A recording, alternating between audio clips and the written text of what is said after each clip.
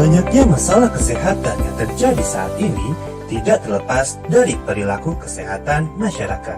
Oleh karena itu, dibuatlah suatu gerakan untuk mewujudkan perilaku masyarakat yang hidup bersih dan juga sehat, atau yang kita kenal sebagai PHBS. Lalu, sebenarnya apa itu PHBS? Ya, PHBS atau perilaku hidup bersih dan sehat adalah semua perilaku kesehatan yang dilakukan atas dasar kesadaran sehingga seseorang, keluarga, kelompok atau masyarakat mampu mandiri pada bidang kesehatan serta memiliki peran aktif dalam mewujudkan kesehatan masyarakat.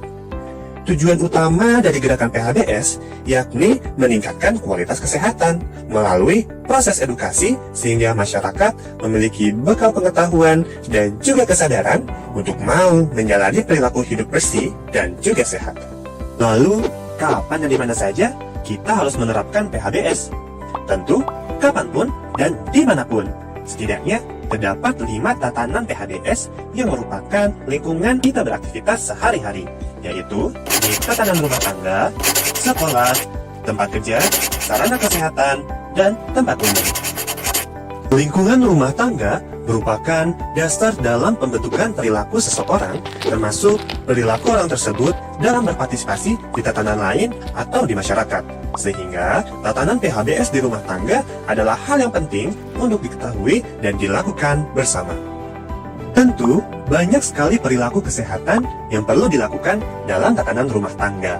Namun setidaknya, terdapat 10 perilaku yang dianggap dapat menjadi acuan dalam menunjukkan perilaku rumah tangga yang sehat, yaitu 1. Persalinan ditolong tenaga kesehatan.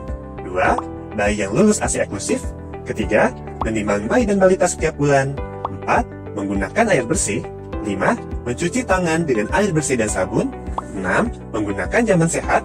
7. Memberantas jantip di rumah. 8. Makan buah dan sayur. 9. Melakukan aktivitas fisik setiap hari. Dan yang ke-10, tidak merokok di dalam rumah. Salah satu perilaku yang masih menjadi permasalahan adalah perilaku merokok di dalam rumah. Fakta menunjukkan 1 dari 3 orang Indonesia adalah perokok, dan lebih dari setengahnya merokok di dalam rumah. Sebagian besar orang tentu sudah tahu akan bahaya merokok. Begitu banyaknya bahan kimia yang terkandung dalam sebatang rokok tentu dapat menimbulkan berbagai macam ancaman. Contohnya, karbon monoksida yang dapat menghambat aliran oksigen di tubuh, lalu zat nikotin yang dapat memicu terjadinya kecanduan, hingga zat kimia berbahaya lainnya yang dapat menyebabkan salah satunya penyakit kanker.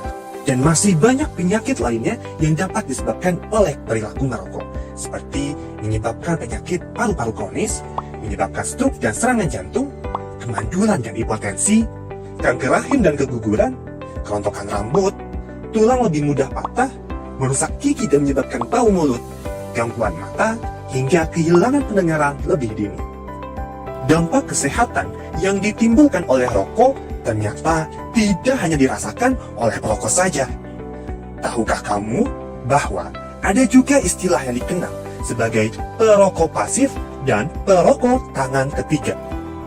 Perokok pasif adalah orang yang bukan perokok namun ikut terkena paparan asap rokok.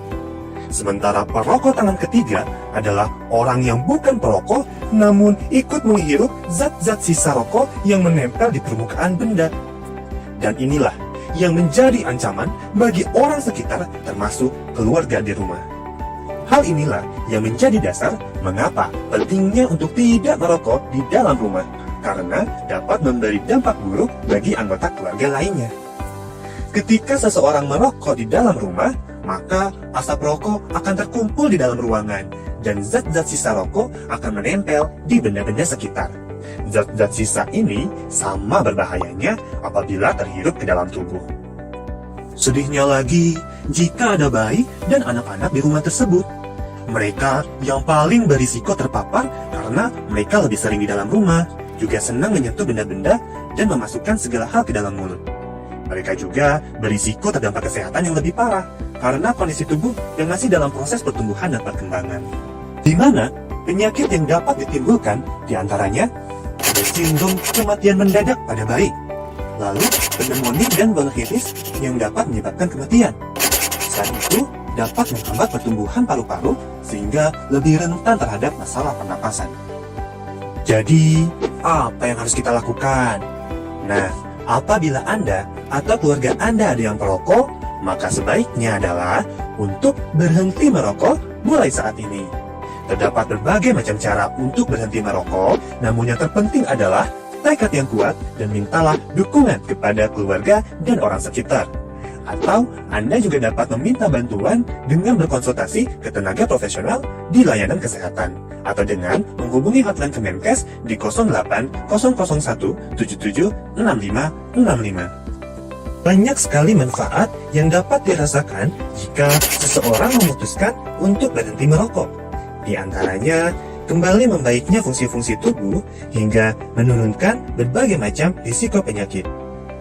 Upaya lain yang tak kalah penting untuk dilakukan yakni dengan tidak membiarkan siapapun untuk merokok di dalam rumah. Jika Anda hendak merokok, carilah tempat khusus merokok atau di tempat yang jauh dari rumah, di lingkungan terbuka, dan tidak berdekatan dengan orang lain. Jadi, tunggu apa lagi? Mari kita bersama tingkatkan kualitas kesehatan dan mewujudkan kehidupan yang sejahtera dengan menerapkan perilaku hidup bersih dan sehat. Dan selalu ingat, sadarlah, sayangi orang dalam rumah dengan merokok di luar rumah. Dadah!